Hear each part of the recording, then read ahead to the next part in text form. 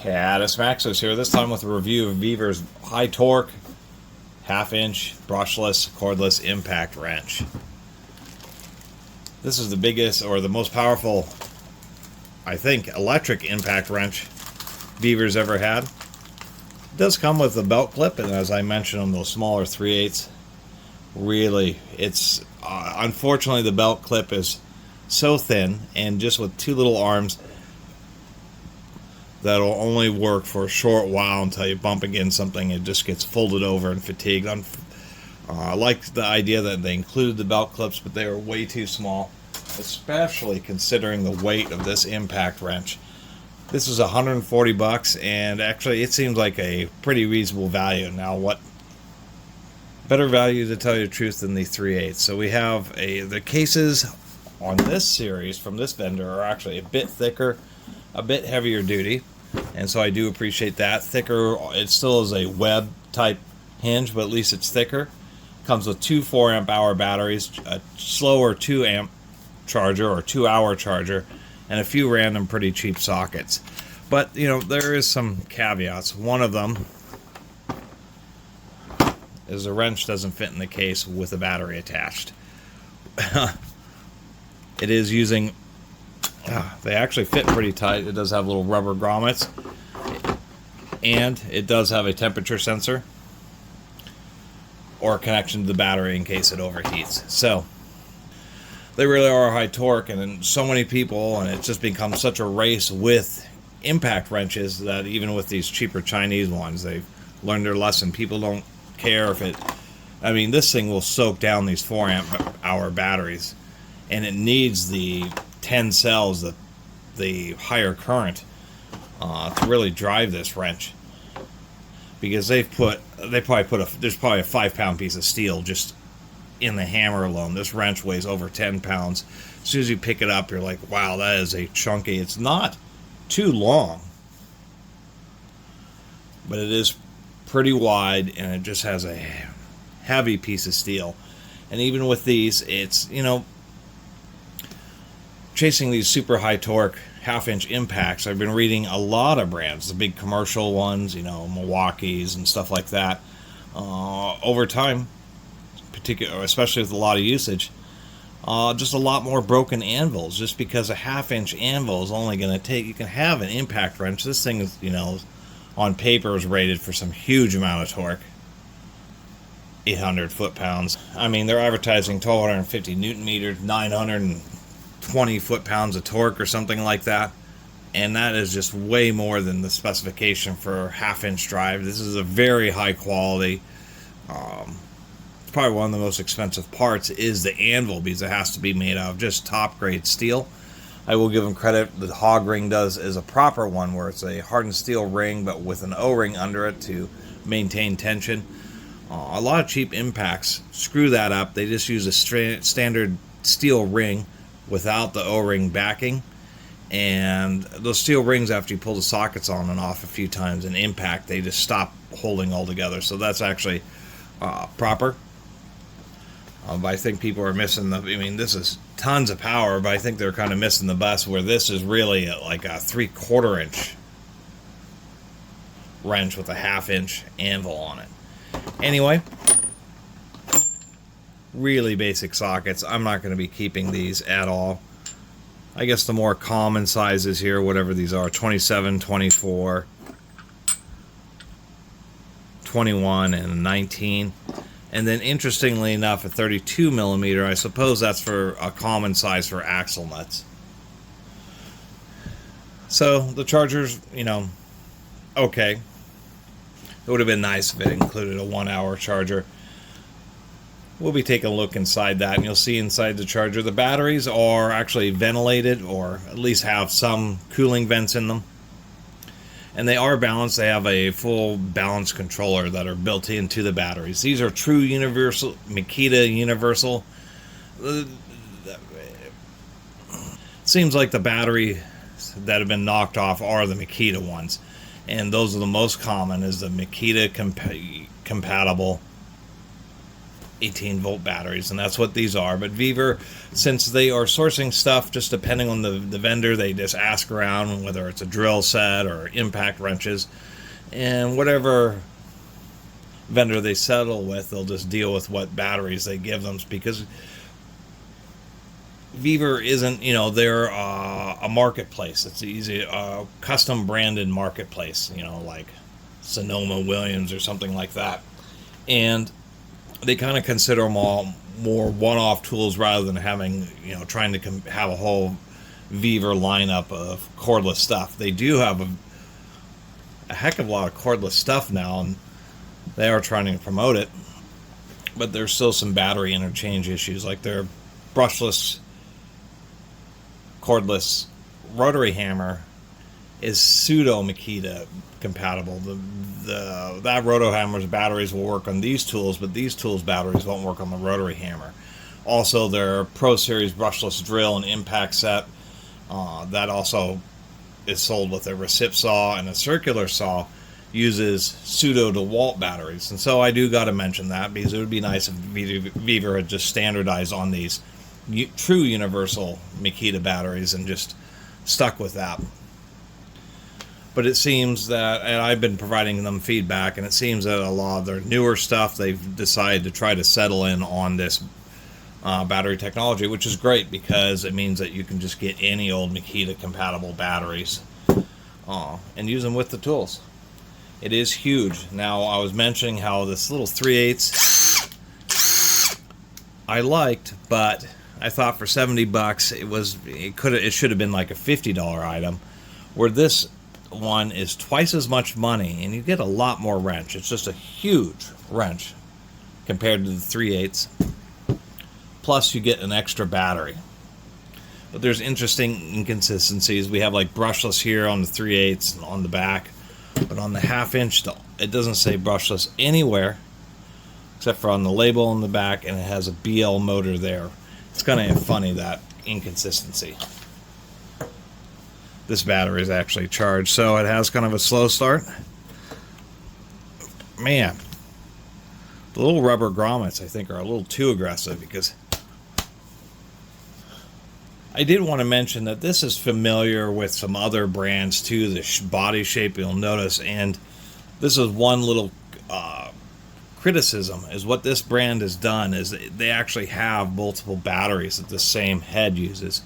And this lower section here, that's the makita compatible, that's actually a separate clamshell that bolts onto the end of the handle, and it is a weak point if this gets dropped, as they do want to break right there. But this manufacturer said, if they want a DeWalt compatible one, they just put on a different housing here and maybe a different controller. Otherwise,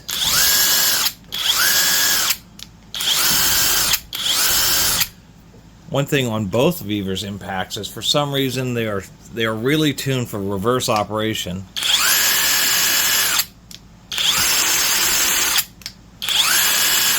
And if they're advertising however much torque, 900 foot-pounds of nut-busting reverse torque, I bet it's a lot less, 600 or something. It's quite a bit less forward torque, probably by a good 15-20%. And I guess they figure you're just not going to be needing to whale quite as hard in forward as you are to want to reverse something. Maybe the idea is that it can remove any fastener that it can install, but I find it a little bit odd, and it really should do the same power both in forward and reverse. We do have our power modes, so we have a pulse mode in reverse, a low, and a high, and then we have 3 power levels in forward. We have a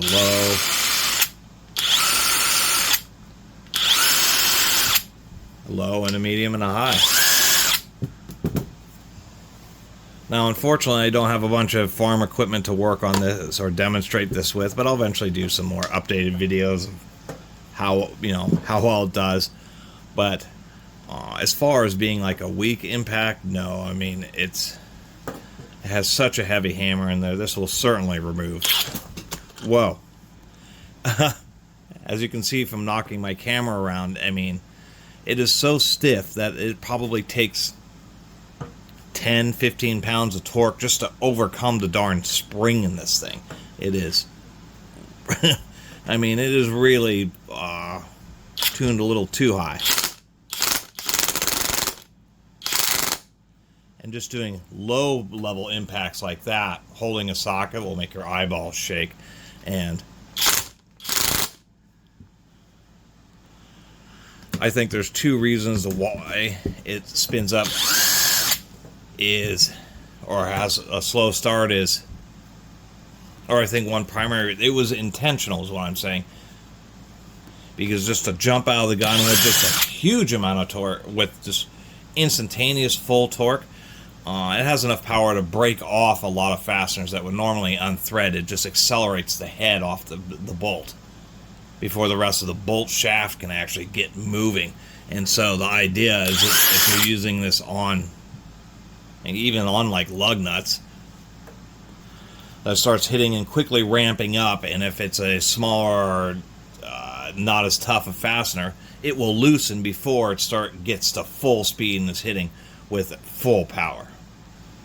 Breaking it open, we at least have socket head cap screws, machine screws that are holding the gearbox, and it's through the body where the screws screw into the metal of the gearbox, not into the plastic of the body. They've included nice washers. Those are actually reasonable fasteners. It is a steel insert, little rubber boot, nicely machined. We have a couple of different washers. One, we just have a normal thrust washer. Although most of the force is rotating, there's still a little bit of forward linear force, and so that's what these washers are to deal with. And I guess it's hitting, so on the little 3/8 it was a plastic washer, but on this one what they've done is they have this, which is a kind of funky to get in here, but it keys in like that, and so that acts as a kind of a steel wear surface for this washer itself to ride against. And so there's definitely some design improvements and considerations for this much higher power wrench. This is one of those with the anvil where the weight is really, really wide. That larger diameter gives more leverage against the anvil. And part of the balance of impact wrench is the diameter. They would, as far as engineering is concerned, they'd love to go more and more greater and greater diameter. If you had this 5-pound piece of steel where it's like 3 inches across or 2.5 inches across here, if they were able to make the head really wide and have this be 5 inches across, they could deliver the same amount of power but with less material, just because it's a larger diameter ring that they'd be working with. Otherwise, it's almost all electric impacts use the same mechanism, and it must just be because it's the most efficient. I do like to see that. We actually have helical cut gears, which is pretty uncommon in a planetary system, just because there is some thrust loads. And there's our little motor spindle. It's I should say there are 3 gears, and it's been shown many older impact wrenches just had 2 gears, but it turns out that just isn't enough, and what ends up happening is that usually it's this little motor spindle ends up wearing out before the rest of the impact mechanism does. Or even on brush tools, well before the motor, or before the motor wears out from replacing brushes. So it started to become the standard to use 3 gears. It's less pressure. The thing about a planetary system is it's 3 spur gears that are working together, so it'd be the same as if you stacked all 3 of these on top of each other and you had a gear like that wide. So that's nice to see, and it is nice to see that it's helical cut. We'll get the rest of the way in there. Rubber sealed bearing on the rear of the carriage holder. There's 1 bearing on each side of the motor, and a separate bearing that holds the back of the carriage. And many times there's a ball bearing up under the spring so that the hammer can spin more freely. On some really nice wrenches, they have a ball bearing on the back of the spring down here, so the spring itself also is part of the mass and just helps it deliver more energy more efficiently. Someday I'll take apart a old quartered Milwaukee that is astoundingly well built. Taking a look at the inside, you can see the nub where they take the kind of universal handle and cinch it on like that. So I did want to mention that because this just is a thin portion there, and it's probably one of the more unfortunate design aspects. The tool will work fine, I just worry about it when it gets dropped. Some hand markings in there. It's a pretty stiff case. I will give them that. Pretty high quality plastic. It is not a censored brushless motor, and I do find that pretty often in impacts. Usually it's drills where it's the most important, or tools where you need good control at low speed. And brushless motors, if they start to stall out and they don't have a sensor, they'll kind of buzz and will want to stall out because they don't. The computer doesn't know whether the motor is turning or not, so it'll continue to adjust and switch on and off the fields like the motor is rotating when it's really not, and it makes a funky buzzing sound. On impact wrenches, though, it's much less of an issue because it starts impacting. So the motor doesn't need to have high degrees of torque at very low RPMs because it never really runs at very low, extremely low RPMs. It's going to run, or it's going to start impacting before it starts. You worry about the motor stalling out. And so, because the impact wrench is a type of clutch system. Other than that, pretty straightforward. Interestingly enough, there wasn't enough capacitance on, or space for capacitors on the control, the brushless controller, so they have this little remote capacitor that's been wired up in there. Pretty simple trigger switch. Like the other one, the trigger switch actually unplugs from the controller and could potentially be replaced by itself, but I don't know if they'll ever make parts for it. Other than that, I mean, it is a budget impact wrench.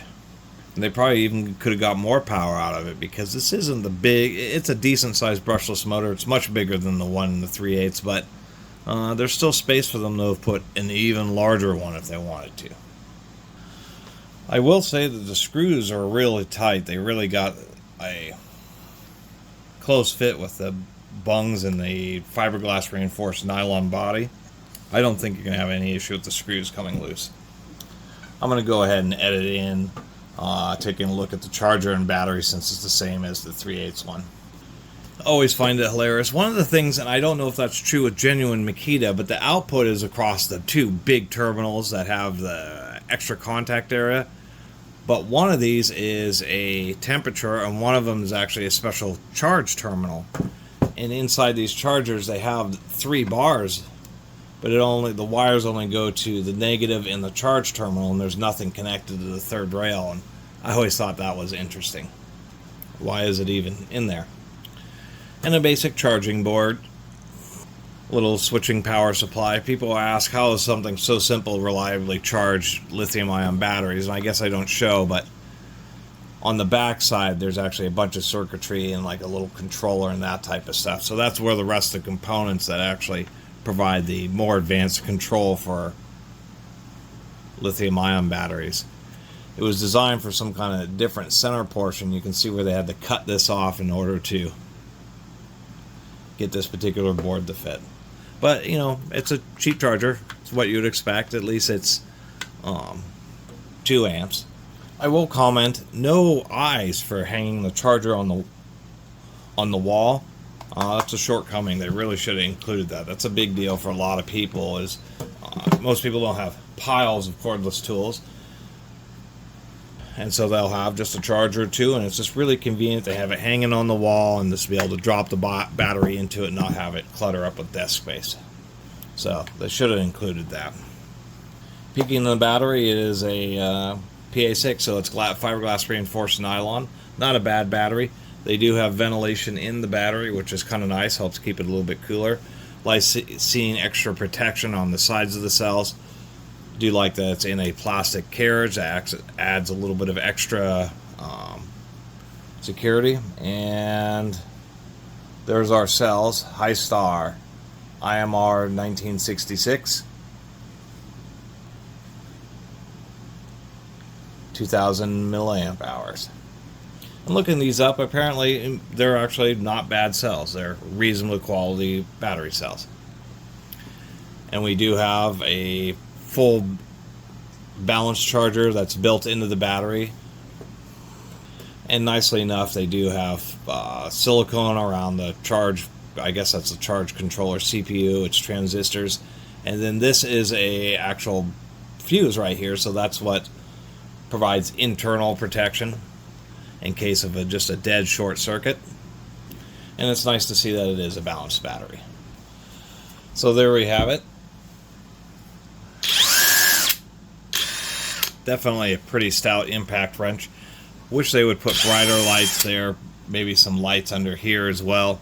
I always liked having more light. And I do think it's the better value of Vevor's brushless impact wrenches because it's really a reasonable price, and especially if you can find or wait for a sale or a coupon to show up on Amazon. $140 is certainly reasonable for a brushless with two 4 amp hour batteries.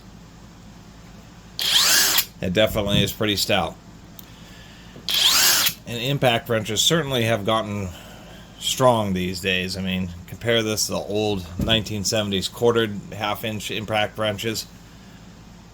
I've had a few of them over the years, and man, these things are stout. I mean, I'm sure this will remove most fasteners that are within a half-inch range.